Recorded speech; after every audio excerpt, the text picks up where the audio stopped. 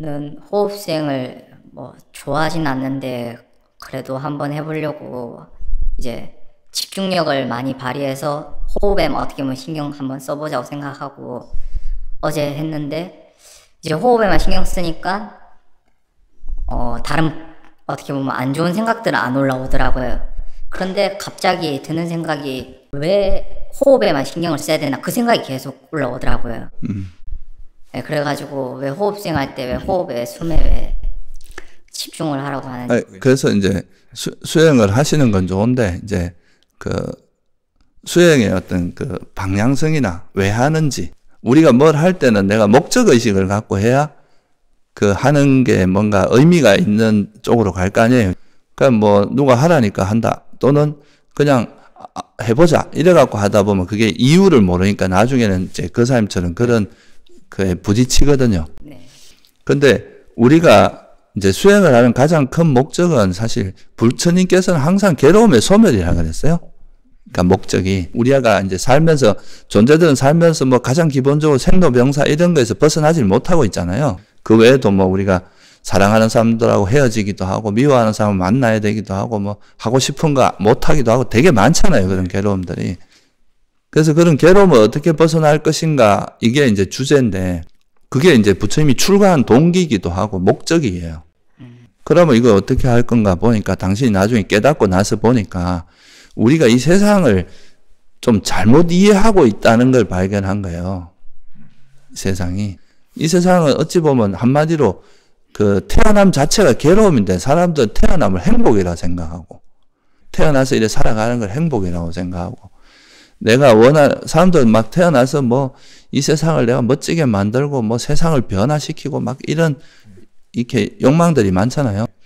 근데 우리가 그런 거 변화시키는 것 자체가 또 무의미하다는 건 아닌데 세상을 내가 원하는 대로 이렇게 다 바꿀 수 없고 한계가 있다는 거 그런 것이 또 무아라는 진리고 그러니까 그런 걸 발견하고 나서 그래서 이제 한마디로 윤회하는 것 자체가 괴로움이구나. 태어남 자체가 가지고 있는 그 본질적인 괴로움이 있구나. 그럼 이 태어나면서 어떻게 벗어날 것인가? 왜 자꾸 태어나는가? 그걸 보니까 우리가 계속 하고 싶은 게 많은 거예요. 이것도 하고 싶고 저것도 하고 싶고 막 뭔가 하고 싶은 게 많은 거죠. 그게 이제 가래라는 거죠. 계속 뭔가 갈구하는 게 많은 거야. 그래서 왜 갈구하느냐?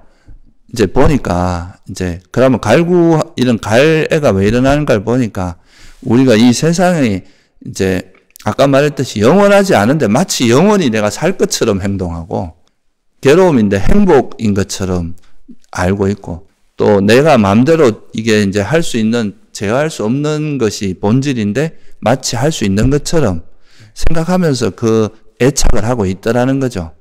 그래서 이거를 깨기 위해서는 이것이 정말 무상한 것이고 조건에 의해서 형성된 거기 때문에 소멸하기 마다이고 그래서 이거는 괴로움의 속성이 있고 내 것이 아니라는 이거를 이런 인식과 지혜를 계속 생기게 해야 이게 이제 이 고리가 끊어진다는 걸 발견한 거죠.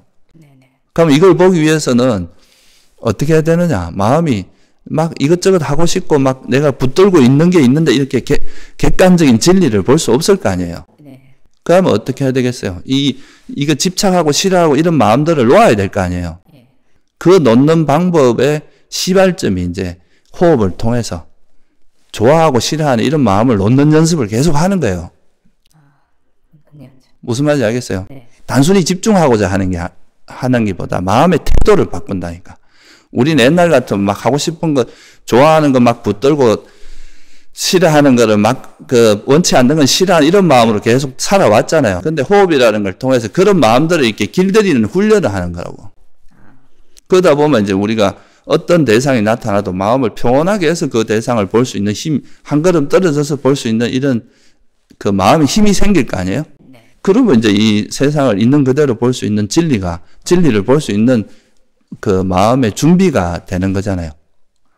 그래서 호흡 수행을 하는 거예요. 그런 걸 모르고 하면 왜 집중하고 있지? 이제 이 집중한다고 해서 내가 뭐가 달라질까? 이렇게 생각할 수도 있잖아요. 네, 그러니까 호흡에만 집중하니까 안 좋은 생각들은 안 올라오더라고요. 그건 억누르는 거잖아요. 네.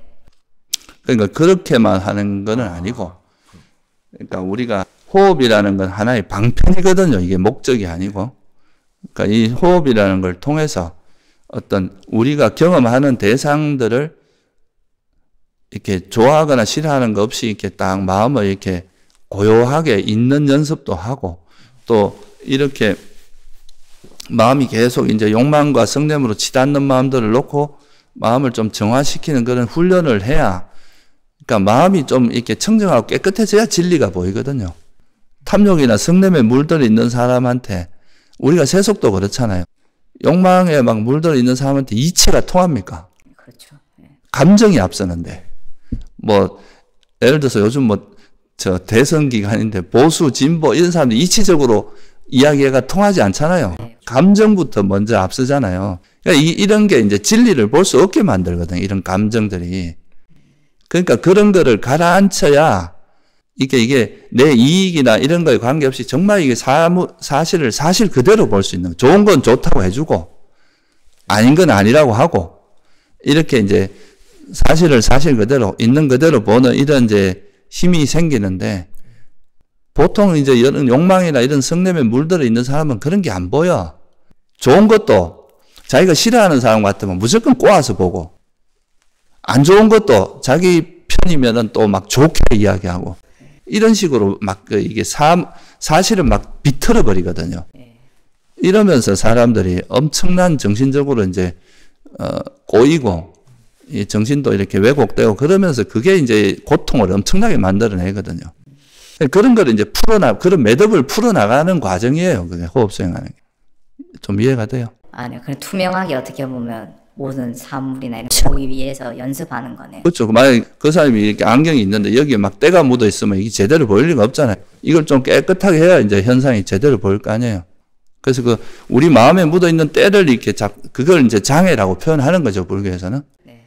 그 장애를 이제 내려놓고 그거를 이제 놓는 연습을 하고, 그거를 이제 놓는 지혜가 생기면 마음을 항상 이제 좀 좋아하고 싫어하는 게 없다는 건 균형 잡혀 있다는 뜻이거든요. 우리가 세속에서도 꼭 수행을 안 해도 이래 보면 견해가 되게 균형감이 있는 사람들이 있잖아요. 네네. 한쪽으로 치우치지 않고. 그런 사람은 우리가 현자라 그러잖아요. 그래도 좀 지혜롭다. 근데 이 수행하는 거에서 가장 큰 이익은 그런 거거든요. 이게 내 편, 네 편 이런 게 아니라, 그런 거 벌써 이미 선입견이 들어가는 건데, 그런 거 없이 그냥 있는 그대로 사실은 사실로 보고, 사실이 아닌 건 아닌 걸로 보고, 유익한 건 유익한 걸로 보고, 해로운 건 해로운 걸로 보는 거죠. 네. 그런 힘이 있어야 이 진리에 접근할 수 있거든요. 그 연습을 하는 게, 첫째는 이제 그걸 하기 위해서는 계를 지키고 이제 삼매를 닦는 게 좀 기반이 돼야 돼요. 근데 이 삼매를 닦을 때도 그냥 닦는 게 아니라 이제 이 장애를 내려놓으려면 또 지혜가 필요할 거 아니에요, 그죠? 그러니까 이제 이렇게 서로 이제 상호작용을 하면서 이렇게 수행이 성장해 가는 거죠. 알겠습니다. 팔정도에서도 우리가 바른견해라고 하는 걸 제일 먼저 내놨잖아요. 그 이유가, 그러니까 이제 우리가 지금까지 살아오면서 세상을 보는 방식이 이제 사회 속에서 이렇게 익혀온 그런 견해가 있잖아요. 그거를 이제 바른 견해로 이렇게 좀 새롭게 보는 이제 연습을 하는데, 이게 기준이 되는 거죠. 이 바른 견해를 가지고 세상을 보면서 이제 자꾸 그렇게 훈련시켜서 과거에 이제 그 사견으로 보던 이거를 이제 바른 견해로 전환하는 과정이거든요.